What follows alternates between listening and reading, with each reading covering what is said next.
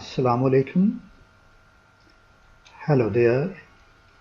یہ ویڈیو بھی پرائمری نوعیت کی ہے، یعنی پرائمری نوعیت کی انگلش کے متعلق ہے.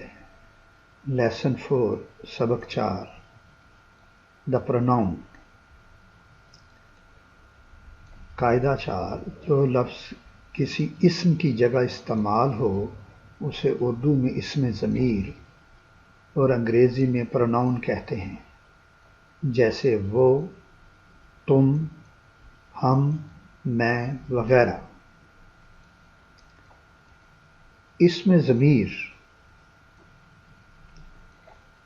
بائیں بائیں 2 کالم کو دیکھیں. واحد متکلم فرسٹ پرسن، جمع متکلم فرسٹ پرسنز، واحد حاضر سیکنڈ پرسن، جمع حاضر سیکنڈ پرسنز، واحد غائب تھرڈ پرسن، جمع غائب تھرڈ پرسنز.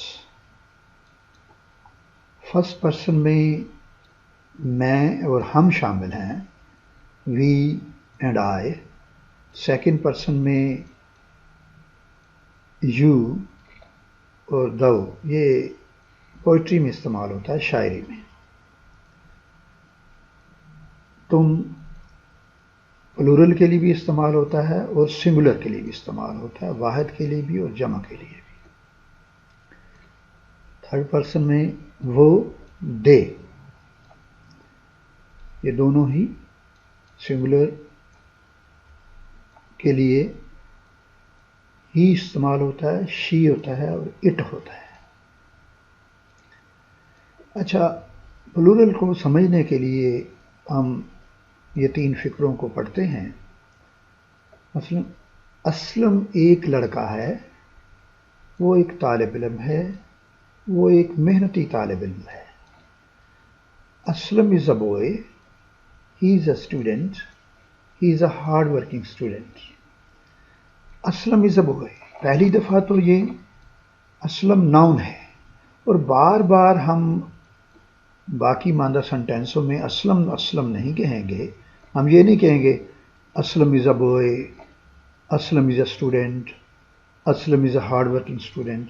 پہلی دفعہ ہم کہیں گے اسلم is a boy، پھر اسلم کی جگہ ہم ہی استعمال کریں گے. he is a student, he is a hard working student.